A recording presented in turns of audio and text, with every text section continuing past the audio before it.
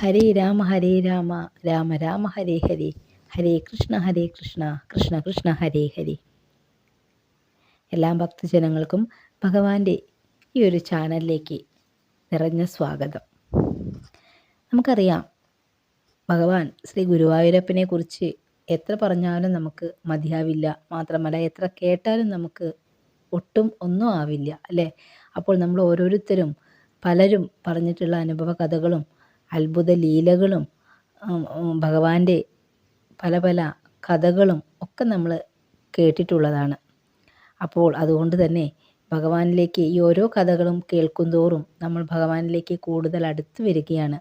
അല്ലെങ്കിൽ ഭഗവാനിലേക്ക് അടുപ്പിക്കുന്നതിന് വേണ്ടി ഭഗവാൻ തന്നെ ഓരോരുത്തരെയും തന്നെ നിയോഗിച്ച രീതിയിലായിരിക്കാം ചിലപ്പോൾ ഇതൊക്കെ നടക്കുന്നത്. ഭഗവാനിലെ കഥകൾ കേൾക്കുന്നതും ഭഗവാന്റെ കഥകൾ പറയുന്നതും ഏറ്റവും കൂടുതൽ ഇഷ്ടപ്പെടുന്നത് നമ്മുടെ ഉണ്ണിക്കണ്ണൻ തന്നെയാണ്. അദ്ദേഹത്തിന് ഏറ്റവും ഇഷ്ടമുള്ള കാര്യം അദ്ദേഹത്തിൻ്റെ ലീലകളും അദ്ദേഹം കാണിച്ചിട്ടുള്ള കുസൃതി തരങ്ങളൊക്കെ ഒരാളിൽ നിന്ന് മറ്റൊരാളിലേക്ക് ഇങ്ങനെ പകർന്നു കൊടുക്കുന്നത് കേൾക്കുവാനാണ് അദ്ദേഹത്തിന് ഏറെ ഇഷ്ടമെന്ന് ആരോ പറഞ്ഞു കേട്ടതായിട്ടുള്ള ഒരു അറിവുണ്ട്. അപ്പോൾ അതുകൊണ്ട് തന്നെ ഇന്ന് അത്തരത്തിലൊരു ഭഗവാന്റെ അത്രത്തോളം പ്രിയ ഭക്തനായിട്ടുള്ള അദ്ദേഹം ഒരു എഴുത്തുകാരൻ കൂടിയാണ്. ഭഗവാന്റെ അത്ഭുത ലീലകളും അത്ഭുത കഥകളും ഭഗവാനുമായി ബന്ധപ്പെട്ടിട്ടുള്ള എല്ലാ കാര്യങ്ങളും എഴുതി പുസ്തകമാക്കി ഗുരുവായൂർ ക്ഷേത്രത്തിൽ വിറ്റു കൊണ്ടിരുന്ന ഒരു ആളായിരുന്നു അദ്ദേഹം. അപ്പോൾ അദ്ദേഹത്തിന് ഒരുപാട് അനുഭവങ്ങൾ ഗുരുവായൂരപ്പൻ്റെ അടുത്ത് നിന്നുണ്ടായിട്ടുണ്ട്. അങ്ങനെ ഒരു വർഷം ഉത്സവകാലത്ത് അദ്ദേഹം ഗുരുവായൂർ ക്ഷേത്ര ദർശനത്തിനെത്തുകയും അദ്ദേഹം എല്ലാ മാസവും ഗുരുവായൂർ അമ്പലത്തിൽ വന്ന് തൊഴുത് ഭഗവാനെ കണ്ട് പ്രാർത്ഥിച്ച് ഭഗവാന്റെ പ്രസാദൂട്ടൊക്കെ കഴിച്ച് അവിടുന്ന് മടങ്ങുന്ന ആളാണ്. അപ്പോൾ അതുപോലെ തന്നെ ഈ ഒരു ഉത്സവകാലത്തും അദ്ദേഹം ഗുരുവായൂർ ക്ഷേത്രത്തിലെത്തി.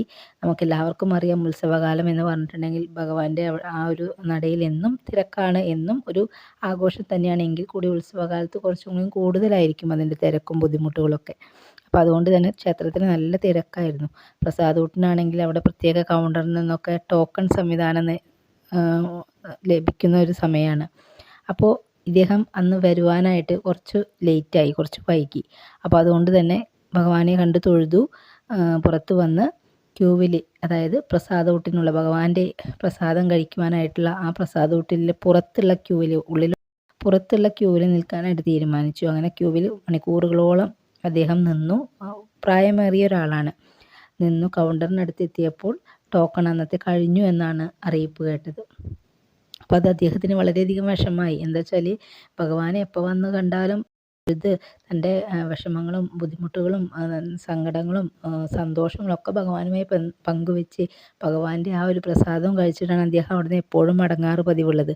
അപ്പോൾ അന്നത്തെ ദിവസമാണെങ്കിൽ ഒരുപാട് നേരം നിന്നിട്ടും ക്യൂവിൽ ടോക്കൺ കഴിഞ്ഞു എന്നുള്ളൊരു വാർത്ത അദ്ദേഹത്തിന് വളരെയധികം വിഷമമുണ്ടാക്കി. എങ്കിലും ഒക്കെ നാട്ടിൻപുറത്തെ ക്ഷേത്രങ്ങളിലൊക്കെ ആണെങ്കിൽ അന്നദാനം പതിവാണ്. ഉച്ച കഴിയുന്നത് വരെ അന്നദാനം അവിടെ ഒക്കെ നൽകാറുണ്ട്. അപ്പോൾ ഈ കോടിക്കണക്കിന് ഒരുപാട് ആയിരക്കണക്കിന് വരുമാനമുള്ള ഈ ഒരു ഗുരുവായൂർ ക്ഷേത്രത്തിൽ മാത്രം എന്താ ഇപ്പം ഇങ്ങനെ ഉണ്ടായത്? ഉത്സവകാലത്ത് പോലും 1 മണിയാവുന്നതിന് മുൻപ് തന്നെ പ്രസാദൂട്ടിൻ്റെ ടോക്കൺ തീർന്നു എന്നൊക്കെ എന്താ പറയുന്നത് എന്ന് കേട്ടിട്ട് അദ്ദേഹത്തിന് അത്ഭുതവും വിഷമവും ഒക്കെ അങ്ങനെ തോന്നിയിട്ട് ഇങ്ങനെ നിൽക്കുകയാണ്.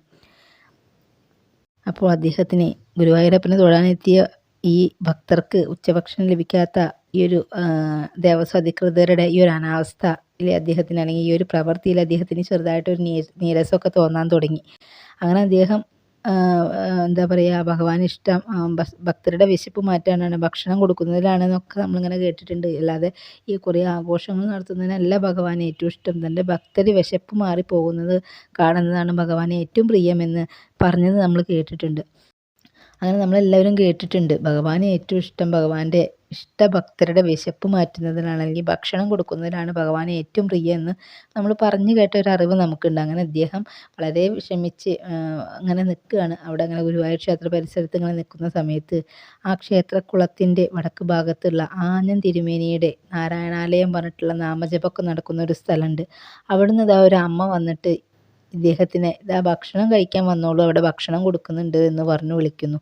അപ്പോൾ ഇത് കേട്ടപ്പോൾ അദ്ദേഹത്തിന് പോലും എന്താ പറയുക, താൻ മനസ്സിൽ വിചാരിച്ചിട്ടുള്ള തൻ്റെ വിഷമം ഭഗവാൻ അറിഞ്ഞിട്ട് ഭഗവാൻ പറഞ്ഞു വിട്ടതാണോ ഈ സ്ത്രീനെ എന്നൊക്കെ ഇങ്ങനെ അവർക്ക് അദ്ദേഹത്തിന് ഇങ്ങനെ ശങ്ക തോന്നി മനസ്സിൽ. അങ്ങനെ ഇത് കേട്ട് അത്ഭുത സ്തബ്ധരായിട്ടായി അദ്ദേഹം ഇങ്ങനെ നിൽക്കുകയാണ്. അങ്ങനെ വിഷമിച്ച് നിൽക്കുന്ന സമയത്താണ് ഈ ഒരു അമ്മയുടെ രൂപത്തിൽ നാരായണാലയത്തിൽ ഭക്ഷണം കൊടുക്കുന്നുണ്ട്, അവിടെ വന്ന് ഭക്ഷണം കഴിച്ചോളൂ എന്ന് പറയുന്നത്. അപ്പോൾ ഭക്തരുടെ വിശപ്പ് അറിയുന്ന ഭഗവാനാണ് ശ്രീ ഗുരുവായൂരപ്പൻ എന്ന് നമ്മൾ നേരത്തെ കേട്ടിട്ടുള്ളതുമാണ്. ഒരുപാട് വർഷങ്ങളായിട്ട് ഗുരുവായൂർ അമ്പലത്തിൽ സ്ഥിരമായി പോവാൻ തുടങ്ങിയിട്ടുള്ള ആളുമാണ്. അപ്പം അങ്ങനെ നാരായണാലയത്തിൽ നിന്നും ഭക്ഷണത്തിൽ ക്ഷണിക്കുന്നതൊക്കെ ആദ്യമായിട്ടുണ്ടായ ഒരു അനുഭവമാണ്. ഇപ്പോഴും ഗുരുവായൂർ ക്ഷേത്ര ദർശനം കഴിഞ്ഞിട്ട് അവിടെ നിന്ന് തന്നെയാണ് പ്രസാദോട്ട് കഴിക്കാറുള്ളത്. അപ്പോൾ ഈ വർഷം നാരായണാലയത്തിൽ നിന്നാണ് ഭക്ഷണം കഴിച്ചത്. അപ്പോൾ ഈ ഒരു അദ്ദേഹത്തിൻ്റെ ഈ ഒരു അനുഭവം കേട്ടപ്പോൾ എനിക്ക് തോന്നിയത് പണ്ട് നടന്നിട്ടുള്ളൊരു കഥയാണ്. അതായത് നമ്മുടെ മനസ്സിലൂടെയൊക്കെ കടന്നു പോകും, നമ്മൾ കേട്ടിട്ടുള്ളതായിരിക്കും. ഒരു ഗുരുവായൂർ സന്നദ്ധിയിൽ ഉണ്ടായിട്ടുള്ളൊരു ഭക്ഷണവുമായി ബന്ധപ്പെട്ടിട്ടുണ്ടായിട്ടുള്ളൊരു കഥയാണ് എന്നെൻ്റെ മനസ്സിലൂടെ ഇങ്ങനെ കടന്നു പോകുന്നത്. പണ്ട് ധാരാളം കുട്ടികൾ ഗുരുവായൂർ ക്ഷേത്രത്തിൽ ഇങ്ങനെ കളിച്ച് നടക്കുക, ഇപ്പോഴും അതെ, പണ്ടും അതെ, കളിച്ച് നടക്കുക പതിവായിരുന്നു. അക്കാലത്താണെങ്കിൽ ഈ ബ്രാഹ്മണ കുടുംബങ്ങളിലൊക്കെ ആണെങ്കിൽ വളരെയധികം ബുദ്ധിമുട്ടുള്ള ഒരു സമയമായിരുന്നു. ഭക്ഷണത്തിനൊക്കെ വളരെയധികം പ്രയാസകരമായിട്ട് ഉള്ള ഒരു സമയം തന്നെയായിരുന്നു. ബ്രാഹ്മണ കുടുംബം എന്ന് മാത്രമല്ല, പൊതുവെ എല്ലാ വീടുകളിലും വളരെയധികം ബുദ്ധിമുട്ട് അനുഭവപ്പെട്ടിരുന്നൊരു കാലമായിരുന്നു. അങ്ങനെ അമ്പലത്തിലെ നേദ്യങ്ങളൊക്കെ കഴിച്ച് കുട്ടികൾ അവിടെ ചുറ്റിപ്പറ്റി നിൽക്കലൊക്കെ സർവ്വസാധാരണമായിരുന്നു പണ്ടുകാലത്ത്. അങ്ങനെ കൊടിമരത്തിന് അടുത്ത് വെച്ചിട്ട് ഒരു വലിയ ചെമ്പ് പാത്രത്തിൽ നമ്മുടെ കുന്നിക്കുരുവും മഞ്ചാടിയൊക്കെ ഇട്ട് വെക്കലൊരു പതിവുണ്ടായിരുന്നു ഗുരുവായൂർ ക്ഷേത്രത്തിൽ.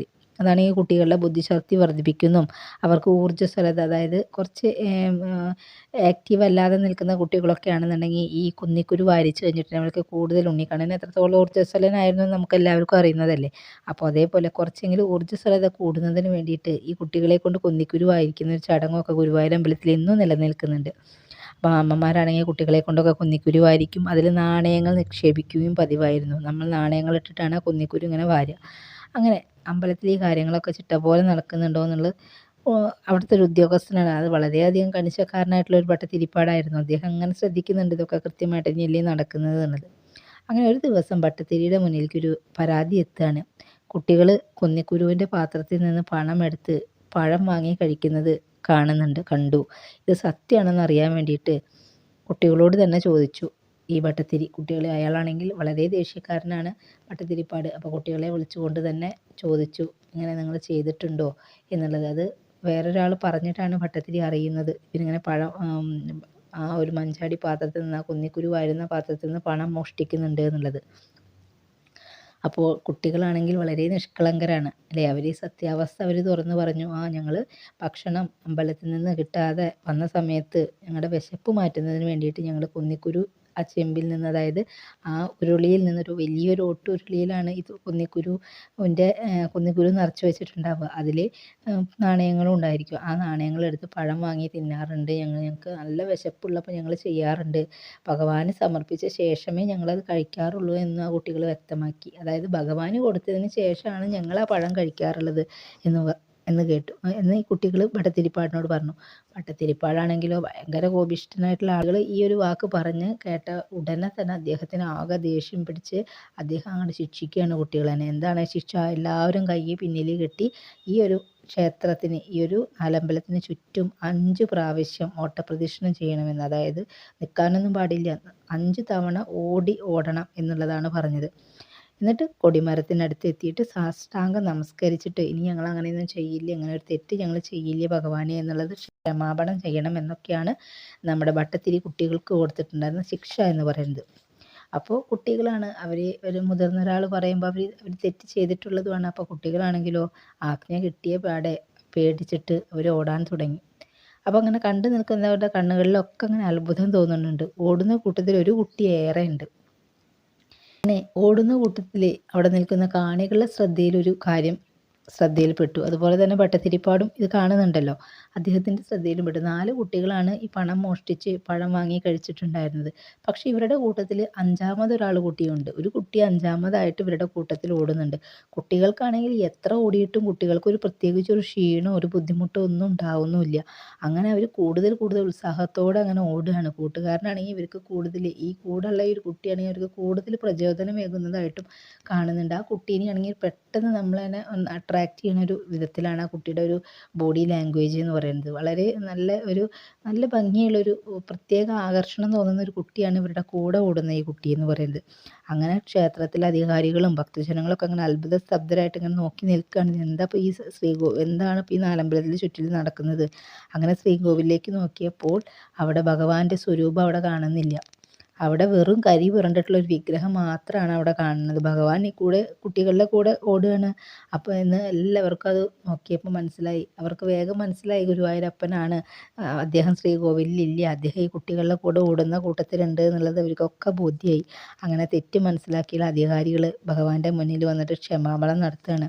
ഒരു ഉറക്കെ ഹരേ രാമ രാമ രാമ ഹരേ ഹരേ, ഹരേ കൃഷ്ണ കൃഷ്ണ കൃഷ്ണ ഹരേ ഹരേ എന്നിങ്ങനെ അവർ തുടർച്ച അവരെല്ലാവരും ക്ഷേത്രാധികാരികളും അവിടെ കൂടിയിട്ടുള്ള ഭക്തജനങ്ങളും ഒക്കെ ജപിക്കാനായിട്ട് തുടങ്ങി. ഒരുപാട് കുട്ടികളുടെ ഓട്ടം നിർത്തി ഹരേനാമ മഹാമന്ത്രം ജപിക്കാനായിട്ട് തുടങ്ങി. അവരുടെ ഓട്ടം അവസാനിപ്പിച്ച് അവർ കൊടിമരത്തിൻ്റെ അവിടെ വന്ന് ക്ഷമാപണമൊക്കെ നടത്തി. എന്നിട്ട് അവരും ഈ പ്രാർത്ഥനയിൽ അങ്ങോട്ട് പങ്കുചേരുകയാണ്. അപ്പോൾ അവിടെ ഒരു അശരീരി കേൾക്കാനിടയായി. എന്താണ് അശരീരി ഉണ്ടായിരുന്നത്? പിഞ്ചു കുട്ടികളെ അല്ലെങ്കിൽ അവർ വയറ് വിശന്നിട്ടുള്ള കുട്ടികളായിരുന്നു. അവരെ ഇങ്ങനെ ശിക്ഷിക്കേണ്ടിയിരുന്നില്ല. വിശപ്പ് സഹിക്കാനാവാതെയല്ലേ അവരെന്നോട് ചോദിച്ചിട്ടാണ് ആ നാണയമെടുത്ത് പഴം വാങ്ങിയത്. കൂടാതെ അവർ എനിക്ക് തന്നതിന് ശേഷമാണ് അവർ പോലും ആ പഴം കഴിച്ചിരുന്നത്. അതുകൊണ്ട് ഞാനും അവരുടെ കൂട്ടത്തിൽ ഓടേണ്ട ആളല്ലേ, ഞാനും തെറ്റ് ചെയ്തിട്ടുള്ള ആളല്ലേ. അപ്പോൾ ഞാനും കൂടി അത് ചെയ്യേണ്ടതാണ് എന്ന് ഭഗവാന് സ്വയം തോന്നിയിട്ടാണ് ഭഗവാൻ ആ കൂട്ടത്തിൽ ഓടാനായിട്ട് തുടങ്ങിയിട്ടുണ്ടായിരുന്നത്. അങ്ങനെ എൻ്റെ സന്നിധിയിൽ ഒരു കുട്ടി അങ്ങനെ പട്ടിണി കിടക്കാനായിട്ട് ഇടവരരുത്. അവർക്ക് ഉച്ചപൂജ കഴിഞ്ഞിട്ടുണ്ടെങ്കിൽ ചോറ് വിളമ്പി കൊടുക്കണം. എനിക്ക് നിവേദിച്ചിട്ടുണ്ടായിരുന്ന ആ വിശിഷ്ട ഭോജ്യങ്ങൾ ഏതെങ്കിലും ഒന്നും അവർക്ക് കൊടുക്കാതെ ഇരിക്കുകയും ചെയ്യരുത്. അവരുടെ വയറ് നിറഞ്ഞ് കാണുന്നതാണ് എനിക്ക് ഏറ്റവും പ്രിയം എന്ന് പറഞ്ഞു. ഇത് കേട്ടപ്പോൾ അവിടെ കേട്ട് നിന്നിരുന്നവരുടെയും ഈ ഭട്ടതിരിപ്പാടിൻ്റെയും ആ ക്ഷേത്ര അധികാരികളുടെയൊക്കെ കണ്ണിൽ നിന്ന് ഇങ്ങനെ കൊടുകൂടാന്നിങ്ങനെ കണ്ണുനീര് വരാനായിട്ട് തുടങ്ങി. അതായത് ഭഗവാന്റെ ഇഷ്ടം ഇതാണെന്ന് അവർ മനസ്സിലാക്കിയില്ലല്ലോ. അവർ കുട്ടികളെ ശിക്ഷിച്ചു, തെറ്റ് ചെയ്തു, അവർ ശിക്ഷിച്ചു. അതാണ് അവിടെ നടന്നിട്ടുള്ളത്. അപ്പോൾ ഭഗവാന്റെ ആ കുട്ടികളോടുള്ള അല്ലെങ്കിൽ തൻ്റെ ഭക്തരോടുള്ള ആ കാരുണ്യം ഓർത്തിട്ട് അവരുടെ കണ്ണുകളിൽ നിന്നൊക്കെ കണ്ണുനീരിങ്ങനെ വരാനായിട്ട് തുടങ്ങി. അങ്ങനെ ഭഗവാന്റെ പാദങ്ങളിൽ അധികാരികൾ വീണ് തങ്ങളുടെ തെറ്റ് ഏറ്റുപറഞ്ഞ് സാഷ്ടാംഗം നമസ്കരിക്കലൊക്കെ ഉണ്ടായിട്ടുണ്ട്. അങ്ങനെ ക്ഷമാപണം നടത്തലും ഒക്കെ ഉണ്ടായിട്ടുണ്ട്. അപ്പോൾ അതുകൊണ്ട് തന്നെ അതിനുശേഷം ക്ഷേത്ര പരിസരത്തെ കുട്ടികളെയൊക്കെ വിളിച്ചു വരുത്തിയിട്ട് ഉച്ചപൂജയ്ക്ക് നിവേദ്യ സഹിതം പ്രസാദോട്ട് നൽകാനൊക്കെ തുടങ്ങി. അപ്പോൾ ഭഗവാൻ ഇതിൽ നിന്ന് നമുക്ക് എന്താ മനസ്സിലാക്കി തരുന്നത്? ദരിദ്ര സേവയാണ് നാരായണ സേവ എന്നാണ് ഭഗവാൻ എല്ലാവരെയും ബോധ്യപ്പെടുത്തി തന്നിട്ടുള്ളത് ഈ ഒരു കാര്യത്തിൽ. അതായത് ദരിദ്രരെ സേവിക്കുന്നത് ആണ് ഏറ്റവും വലിയ നാരായണ കർമ്മം, അല്ലെങ്കിൽ നാരായണനെ സേവ ചെയ്യുന്നതിന് ഇതിൽ പരം വേറെ ഒരു പരമാനന്ദം ഭഗവാൻ ഇല്ല എന്ന് തന്നെയാണ് ഭഗവാൻ ഈ ഒരു കഥയിലൂടെ നമുക്ക് മനസ്സിലാക്കി തരുന്നത്. അപ്പോൾ ഒരു നേരം വയറ് വിശന്ന് ഒരാൾ നമ്മുടെ അടുത്തേക്ക് എത്തുകയാണെന്നുണ്ടെങ്കിൽ അയാളുടെ വിശപ്പ് മാറ്റുന്നതിനേക്കാൾ പുണ്യമായിട്ട് യാതൊരു പ്രവൃത്തിയും ഉണ്ടാവില്ല. കാരണം എന്താണ്? നമ്മൾ ഒരുപാട് പണം കൊടുത്തത് കൊണ്ട് ഒരാളുടെ വിശപ്പ് തീരുമോ? ഇല്ല. നമ്മൾ ഒരുപാട് വേറെ എന്തെങ്കിലും കാര്യങ്ങൾ അയാൾക്ക് ചെയ്തു കൊടുത്തുകൊണ്ട് അയാളുടെ വിശപ്പ് തീരില്ല. വിശപ്പ് എന്നുള്ളത് എന്താ പറയുക, അത്രത്തോളം കാരുണ്യം അർഹിക്കുന്ന ഒരു കാര്യം തന്നെയാണ് വിശപ്പ് മാറ്റി കൊടുക്കുക എന്ന് പറയുന്നത്. അപ്പോൾ എല്ലാ ഭക്തജനങ്ങൾക്കും ഈ ഒരു അനുഭവ കഥ ഇഷ്ടപ്പെട്ടിട്ടുണ്ടാവുമെന്ന് കരുതുന്നു. ഇതുപോലെയുള്ള അനവധി കഥകളുമായിട്ട് നമ്മൾ ഈ വീഡിയോയിലൂടെ, നമ്മൾ ഈ ചാനലിലൂടെ വീണ്ടും കണ്ടുമുട്ടുന്നത് വരെ എല്ലാവർക്കും നല്ലൊരു ദിനം ആശംസിച്ചുകൊണ്ട് ഈ ഒരു അധ്യായം ഇവിടെ വെച്ച് അവസാനിപ്പിക്കുകയാണ്. ഹരി ഓം.